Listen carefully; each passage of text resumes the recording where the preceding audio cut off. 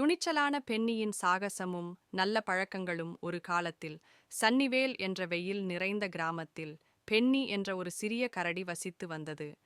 Penney ஒரு ஆர்வமுள்ள கரடி, தன்னைச் சுற்றியுள்ள உலகத்தை ஆராய எப்போதும் ஆர்வமாக இருந்தார். அவருக்கு பஞ்சு போன்ற பழுப்பு நிற ரோமங்கள், பிரகாசமான கண்கள் மற்றும் கருணை நிறைந்த இதயம் இருந்தது.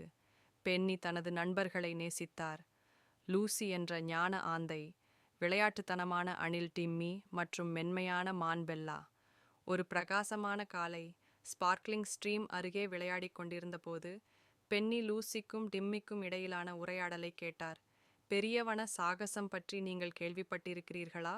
லூசி கேட்டார். அவளுடைய கண்கள் உற்சாகத்தால் பிரகாசித்தன. ஆம், இது உங்களுக்கு நல்ல பழக்கங்களை கற்பிக்கும் சவால்கள் நிறைந்த பயணம் என்று அவர்கள் கூறுகிறார்கள். டிம்மி பதிலளித்தார். தனது புதர்வாலை முறுக்கினார். பென்னியின் காதுகள் உயர்ந்தன. நல்ல பழக்கங்கள் என்றால் என்ன என்று அவர் அவர்களை அணுகி கேட்டார். நல்ல பழக்கங்கள் என்பது நமக்கும் மற்றவர்களுக்கும் உதவும் நாம் தொடர்ந்து செய்யும் விஷயங்கள் என்று லூசி விளக்கினார். கருணையாக இருப்பது, நண்பர்களுக்கு உதவுவது மற்றும் நமது சூழலை கவனித்துக் கொள்வது போன்றவை. பென்னி ஒரு கணம் யோசித்தார். நான் நல்ல பழக்கங்களை கற்றுக்கொள்ள விரும்புகிறேன். நானும் இந்த சாகசத்தில் சேரலாமா? நிச்சயமாக, டிம்மி கூச்சலிட்டார். பெல்லாவை தேடிச் சென்று தயாராகுங்கள். 3 நண்பர்களும் காடு வழியாக வேகமாக ஓடினர். அவர்களின் இதயங்கள் உற்சாகத்தால் நிறைந்தன. பெல்லா புதிய புல்லை தின்று கொண்டிருப்பதைக் கண்டதும் அவர்கள் கிரேட் ஃபாரஸ்ட் அட்வென்ச்சர் பற்றி அவளிடம் சொன்னார்கள். நான் உங்களுடன் சேர விரும்புகிறேன். பெல்லா உற்சாகத்தால் பிரகாசிக்க கண்கள் பிரகாசிக்கின்றன. நாளை சூரிய உதயத்தில் பழைய ஓக் மரத்தில் சந்திப்போம். மறுநாள் சூரியன் உதித்ததும் பென்னி, லூசி, டிம்மி மற்றும் பெல்லா ஆகியோர் தங்கள் சாகசத்திற்கு தயாராக பழைய ஓக் மரத்தில் கூடினர். காட்டில் உள்ள மூத்த ஆமையான மிஸ்டர் வைஸ் அவர்களை வரவேற்றார். இளம் சாகசக்காரர்களே, வரவேற்கிறோம். மிஸ்டர் வைஸ் ஒரு அன்பான புன்னகையுடன் கூறினார். கிரேட் ஃபாரஸ்ட் அட்வென்ச்சரை முடிக்க உங்களுக்கு நல்ல பழக்கங்களை கற்பிக்கும் 3 சவால்களை நீங்கள் கடக்க வேண்டும். நீங்கள் தயாரா? ஆம், அவர்கள் அனைவரும் ஒரே குரலில் கத்தினார்கள். சவால் 1. கருணை. மிஸ்டர் வைஸ் அவர்களை ஒரு சிறிய பறவை அழுது கொண்டிருந்த ஒரு வெற்றுப் பகுதிக்கு அழைத்துச் சென்றார். நான் என் கூட்டை இழந்தேன். பறவை சோகமாக கிண்டல் செய்தது.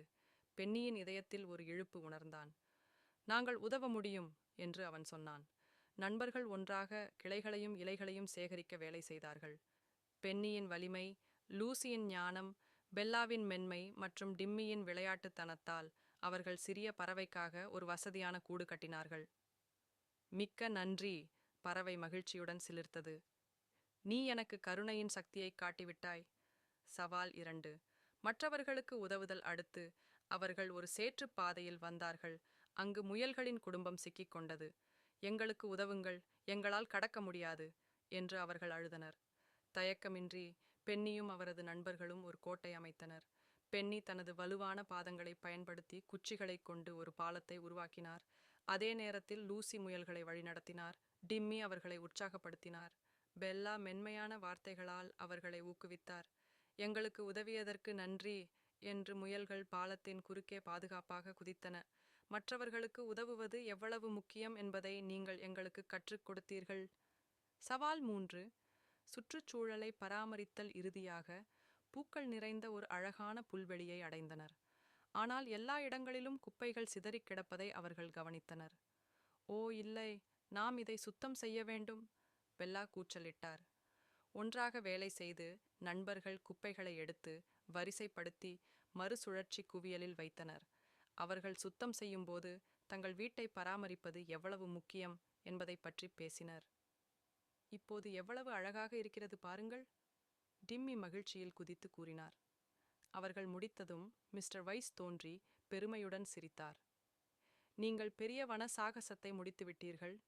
கருணை, மற்றவர்களுக்கு உதவுதல் மற்றும் சுற்றுச்சூழலை பராமரித்தல் ஆகியவற்றின் முக்கியத்துவத்தை நீங்கள் கற்றுக்கொண்டீர்கள். பென்னி பெருமிதத்துடன் பிரகாசித்தார். நான் மிகவும் மகிழ்ச்சியாக உணர்கிறேன். நல்ல பழக்கங்கள் உலகை சிறந்த இடமாக மாற்றுகின்றன. அவர்கள் சன்னிவேலுக்கு திரும்பிச் செல்லும்போது நல்ல பழக்கங்கள் சாகசத்திற்கு மட்டுமல்ல, அவை அன்றாட வாழ்க்கைக்கும் என்பதை பென்னி உணர்ந்தார். அவர் எப்போதும் அன்பாக இருப்பார், தனது நண்பர்களுக்கு உதவுவார், அவர்களின் அழகான காட்டை பராமரிப்பார் என்று உறுதியளித்தார். அன்று முதல் பென்னி தி பிரேவ் சன்னிவேலில் ஒரு முன்மாதிரியானார். அவர் மற்றவர்களை நல்ல பழக்கங்களை ஏற்றுக்கொள்ள ஊக்கப்படுத்தினார், மேலும் அவர்கள் ஒன்றாக தங்கள் கிராமத்தை காட்டில் மகிழ்ச்சியான இடமாக மாற்றினர். இப்படியே பென்னி மற்றும் அவரது நண்பர்களின் சாகசம் தொடர்ந்தது.